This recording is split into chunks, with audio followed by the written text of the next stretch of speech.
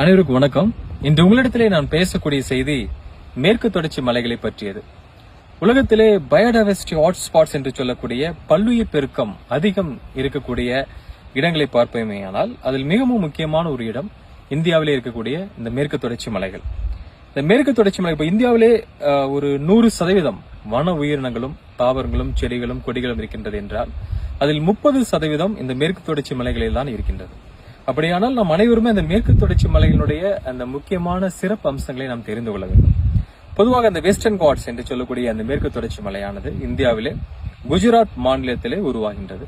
குஜராத் மாநிலத்திலே உருவாகி அவ்வாறாக நகர்ந்து மகாராஷ்டிரா, கோவா, கர்நாடகம், தமிழ்நாடு, கர்நாடகம், கேரளா, தமிழ்நாடு என்று வந்து கன்னியாகுமரியிலே முடிகின்றது. ஏறக்குறைய அதனுடைய தொடரின் நீளம் ஒரு 1600 கிலோமீட்டர், அதனுடைய அகலம் ஒரு 50 முதல் 60 கிலோமீட்டர், அந்த இடத்திற்கு ஏற்றாற் போல மாறுபடக்கூடியவை. ஒவ்வொரு இடத்திலுமே அந்த மேற்கு தொடர்ச்சி மலைகளை வந்து வெவ்வேறு பெயர்களை வைத்து அழைக்கின்றார்கள். பொதுவாக கர்நாடகா மற்றும் மகாராஷ்டிரா மாநிலத்தில் இதை சாயத்ரி மலைகள் என்று சொல்வார்கள். நம்முடைய கேரளா மாநிலத்தில் இதை மலபார் பகுதி என்று சொல்வார்கள்.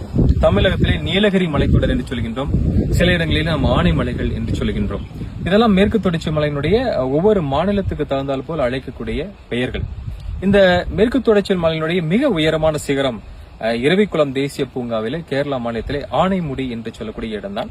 ஒரு 2695 மீட்டர், ஏறக்குறைய ஒரு 9000 அடி உயரமுள்ள ஒரு உயரமான இடம் என்றால் அந்த பகுதி தான். நம் தமிழகத்திலே தொட்டபெட்டா, முக்குர்த்தி போன்ற உயரமான சிகரங்களும் இந்த மலைத்தொடரிலே இருக்கின்றது. இந்த மேற்கு தொடர்ச்சி மலையானது பொதுவாக இந்த இந்தியாவினுடைய இந்த மேற்கு புறமாக வரக்கூடிய ஒரு பகுதி, ஒரு மலைத்தொடர்.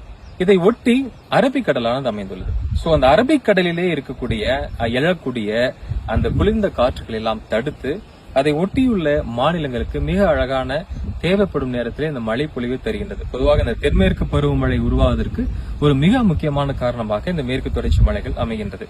அது மட்டுமல்லாமல் இந்த தக்கான பீடபூமி என்று சொல்லக்கூடிய அந்த மத்திய பகுதியில அதிகமான மழை கிடைக்காமல் போவதற்கும் இந்த மேற்கு தொடர்ச்சி மலை ஒரு காரணமாக இருக்கின்றது. ஏனால் ஒரு மலை மறைவு பிரதேசமாக அந்த பகுதியெல்லாம் அமைந்து விடுகின்றது என்பது ஒரு நிதர்சனமான ஒரு உண்மை.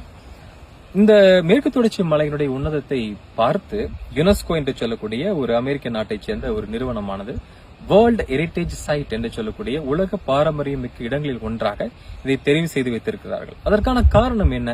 பொதுவாக இந்த மேற்கு தொடர்ச்சி மலைகளிலே மட்டும் ஒரு 5000க்கும் மேற்பட்ட பூக்கும் தாவரங்கள் இருக்கின்றது, 500க்கும் மேற்பட்ட பறவைகள் இருக்கின்றது, அதே போல ஒரு 300க்கும் மேற்பட்ட வன உயிரினங்கள் இருக்கின்றது. அது மட்டுமல்லாமல் ஏராளமான பல குடியின மக்களும் இந்த இடத்திலே இந்த மலைத்தொடரை ஒட்டி வாழ்ந்து வருகின்றார்கள். அதனால இந்த யுனெஸ்கோவானது இதை ஒரு வேர்ல்ட் ஹெரிடேஜ் சைட் என்று இதை நிர்ணயித்து தீர்மானித்து இதை பெருமைப்படுத்தி வருகிறது. இவை அனைத்தும் நாமும் பெருமைப்படக்கூடிய ஒரு விஷயம். பொதுவாக இந்த மேற்கு தொடர்ச்சி மலைகளினால் மக்களுக்கு நேரடியாக என்ன லாபம், இந்த மக்கள் இதன் மூலியமாக எவ்வாறு பயனடைகிறார்கள் என்று சொல்லுவேனால், இந்த மேற்கு தொடர்ச்சி மலைகளிலே ஏறக்குறைய ஒரு மிக முக்கியமான 3 ஆறுகள் உருவாகின்றன. அந்த 3 ஆறுகள் உருவாகி தக்கான பீடபூமி வழியாக கடந்து அது வங்காள விரிகுடாவிலே கிழக்கு பகுதியிலே கலக்கின்றன. அதிலே மிக முக்கியமானது என்று பார்த்தால் நம்முடைய கிருஷ்ணா நதி, கோதாவரி, அதே போல காவிரி. இந்த 3ம் மேற்கு தொடர்ச்சி மலையிலே மேற்கு புறமாக உருவாகி வங்காள விரிகுடாவிலே கலக்கின்றது. அந்த ஆறுகள் அதுபோல பெரிய ஆறுகள் மட்டுமல்லாம சிறிய சிறிய நதிகள், சிறிய ஆறுகளும் உருவாகின்றது. மிகவும் குறிப்பாக நம்முடைய ஈரோடு மாவட்டத்திலே பவானி ஆறு, அதுபோல திருப்பூர் மாவட்டத்திலே பார்க்கக்கூடிய நொய்யல் ஆறு, அதே போல கோவை மாவட்டத்திலே பார்க்கக்கூடிய சிறுவாணி இந்த உலகத்திலே அதனுடைய சுவையில 2வது இடத்தை பெற்றிருக்கிறது. அவன் மேற்கு தொடர்ச்சி மலைகளில் தான் உருவாகின்றது. அதே போல திருநெல்வேலி, தூத்துக்குடி மாவட்டத்தில் பார்க்கக்கூடிய தாமிரபரணி, மணிமுத்தாறு, இது போன்ற பல சிறிய ஆறுகளும் நதிகளும் இந்த மேற்கு தொடர்ச்சி மலைகளில் தான் உருவாகின்றன. இந்த ஆறுகளின் குறுக்காக பல அணைகள் கட்டப்பட்டு பாசனங்களுக்கு விவசாயத்துக்கு பயன்படுத்தப்பட்டு வருகின்றன. பவானி சாகர் டேம், மேட்டூர்ல இருக்கக்கூடிய மேட்டூர் டேம், அதே போல பரம்பிக்குளத்தில் இருக்கக்கூடிய பரம்பிக்குளம் அணை, முல்லை பெரியார் அணை, இதெல்லாம் மிக முக்கியமான அணைகள். இந்த மேற்கு தொடர்ச்சி மலையிலிருந்து உருவாகக்கூடிய ஆறுகளின் குறுக்காக கட்டப்பட்டு மின்சாரம் எடுக்கப்படுகின்றது. நம்மை போன்ற மக்களுக்கு, விவசாயிகளுக்கு வந்து விவசாயத்திற்காக நீர்ப்பாசனத்துக்கு பயன்படுத்தப்பட்டு வருகின்றது. இவையெல்லாம் மிக நம்ம இதை நினைத்து பெருமைப்படக்கூடிய விஷயம்.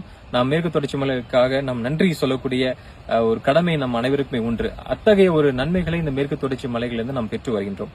இந்த மேற்கு தொடர்ச்சி மலைகளை பாதுகாக்க 2013 2017ஆம் ஆண்டு கஸ்தூரி ரங்கன் பரிந்துரை குழு என்று ஒன்றை ஆரம்பித்து அதில் பல நிபுணர்களை வைத்து இதையெல்லாம் எவ்வாறு பாதுகாக்க வேண்டும் என்று கூறி நம்ம தமிழக அரசும் சரி மத்திய அரசும் முடிவுகளை எடுத்து அதனுடைய அறிவுரையின் அடிப்படையில் பலவிதமான மிக முக்கியமான திட்டங்களை எல்லாம் வகுத்து இந்த மேற்கு தொடர்ச்சி மலைகளை பாதுகாத்து வருகிறார்கள். அரசோடு இணைந்து மக்களாகிய நாமும் இந்த இது போன்ற மலையை நாம் காப்பாற்ற வேண்டியது நம் அனைவருடைய கடமை. தொடர்ந்து இணைவோம், இயற்கையை பாதுகாக்க பயணிப்போம். நன்றி.